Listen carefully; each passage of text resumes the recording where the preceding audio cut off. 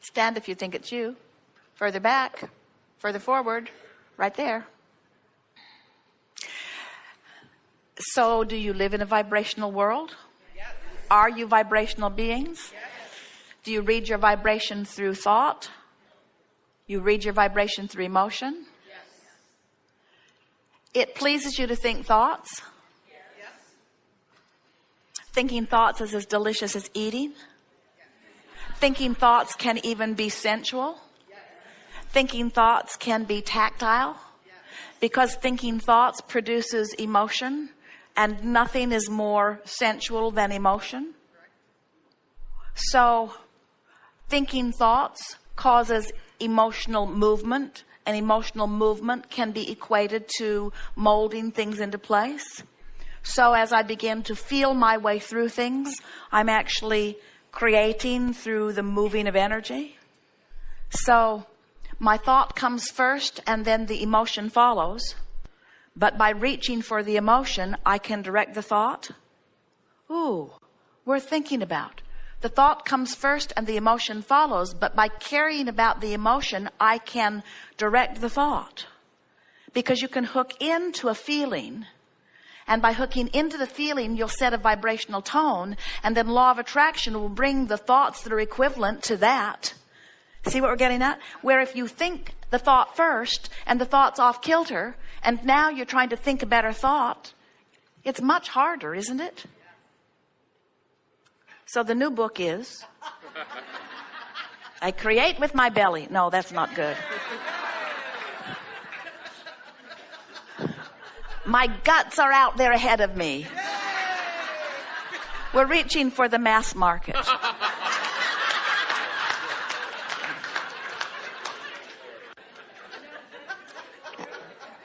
My passion is growing things, fruits, vegetables, nuts, flowers. My produce is the passion of all the squirrels in the area.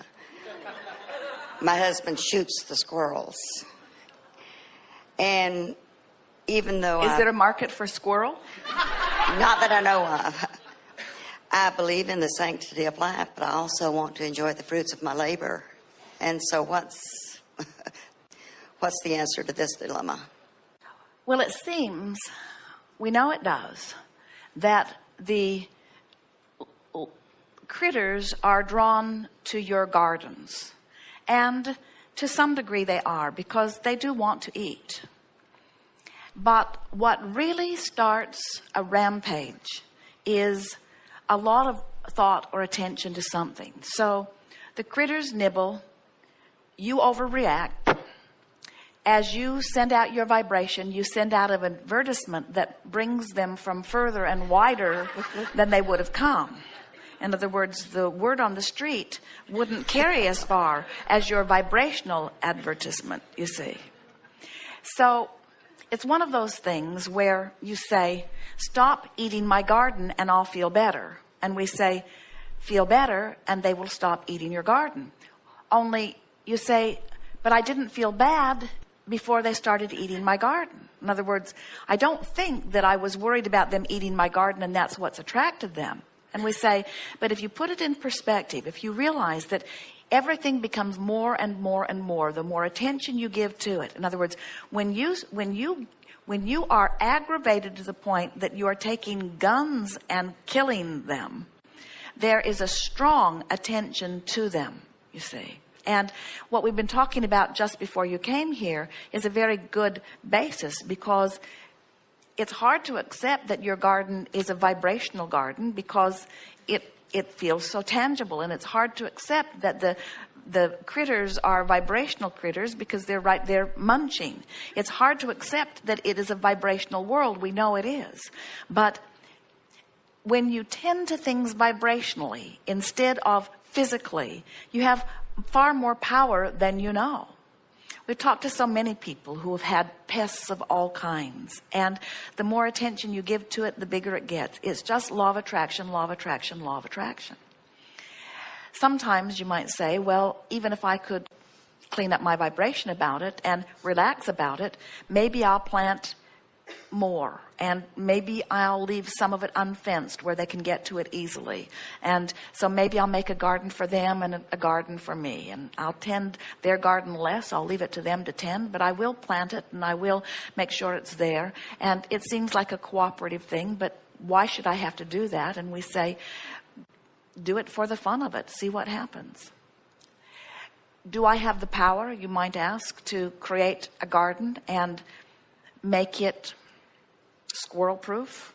Can I put a vibrational fence around it? And we say, your attention to it is what attracts everything to it. Your negative attention to it is what attracts the negative things to it. Is there a way that you could make peace with the squirrels? Do they come in great quantities? Do they nibble on every single thing? Do they ruin everything completely? A nibble here, a bite there, just enough to ruin it for anyone else. And is that really, now we get the picture of that, but is it really ruining everything for everyone else? Not everything, but a good portion. And so is it conceivable that you could offer something to the squirrel that it might eat instead of your garden? I don't know. Have you tried it? No. So you have not welcomed the squirrel in any way. You've just felt completely hostile toward the squirrel. There's a lot of fruit that falls to the ground that they're welcome to. I know they're just trying to make a living too. But I share fruit with a lot of people, and it's a lot more appealing when it doesn't have bites taken out of it. Well, we know that it feels like something needs to be done. But this is another one of those wonderful examples where the squirrel is helping you to realize that there's nothing that you can really do that will make the difference. It's something that you have to achieve vibrationally. And the wonderful thing about animals is that they are so willing to cooperate, because they understand your vibrational language even better than you communicate it to one another. So here's what we would recommend. It may take you a little while to work yourself into this, and we will talk afterward about some incremental steps to get there. But this is really the place that you want to be. You want to be able to stand in your garden or near it, or even standing and thinking about it, and take it all in and feel appreciation for what it is. And then say to yourself, I'm opening my garden to all who will benefit from it. I'm opening it to the vendors who will benefit from it and the people who will eat from their bags. I'm opening it to the clouds full of water and to the soil full of nutrient, and to the squirrels and birds that may want to participate. In other words, I am really giving my garden up in the attitude in which I have planted it. For I'm not planting a selfish garden. I'm planting a garden of appreciation. So rather than thinking about what could go wrong with my garden, or what has gone wrong with it, or rather than thinking of what I may be deprived from as I apply my hard work and attention, and then something detracts from it, instead of thinking about me getting mine from my garden, I'm going to think about it being an offering of appreciation. I'm in alignment with the rhythm of this physical time-space reality and the universe. I am appreciative of the intelligence in the seeds that I plant. And I'm appreciative of the weather patterns and cycles that keep my earth productive. I am appreciative of the economy that brings people to me. I'm appreciative of my intellect and my physical ability. I'm appreciative. And as you turn yourself completely to this, not exercise, but impulse of appreciation, where Every thought that you think about your garden is one of appreciation. Appreciation for all who come and for all who make it what it is. Anything that is out of sync with that vibration will go someplace else. And in that rhythm, you see, there is this broader view. People worry about global warming or overpopulation or endangered species or planetary imbalance. And we want you to understand that all of that is tended to from this broader perspective of well-being. And that while there can be pockets of not well-being, which are literally places that are shaded or shadowed from the well-being that is flowing to them, that the well-being of this planet and the orchestration of its population is tended to from broader perspective. So as you have had your contrasting experience and know what you don't want, which has caused you to know what you do want and put it powerfully in vibrational escrow, and then you get on these rampages of appreciation where you deliberately tune with the vibrational escrow that those pesky varmints have helped you to create. What happens is the resources of the universe and the orchestrators of all things work in concert with who you now are being, which is in vibrational alignment with them. Jerry and Esther have noticed that where they live in Texas, the hills are abundant with deer, and everybody's worried about too many of them. And occasionally someone will ask us about it, and we say, you don't need to tend to, as man tends to those kinds of situations from his guarded or imbalanced, disconnected point of view, he always makes things worse.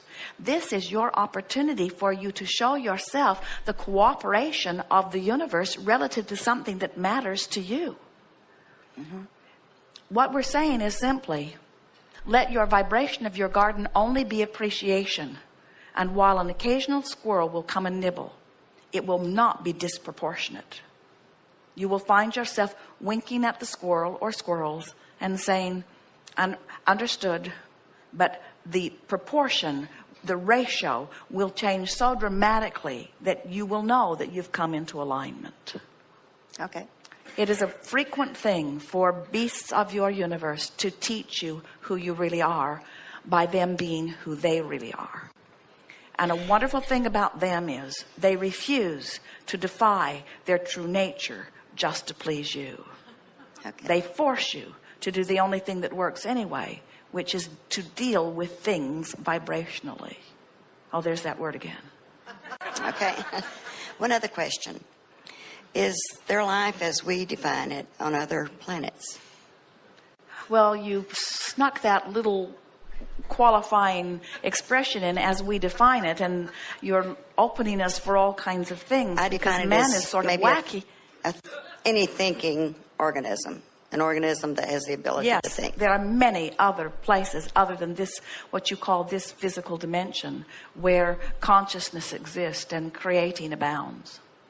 And none of them will ever fly to you in their spaceships and co-create because you are vibrationally different. Okay. In the same way that you are interacting with us and we are not here rooted in your physical realm, you do have vibrational access to a great many things beyond what your reasoning mind can understand. Okay. Now I know everything I need to know. Yes, you do.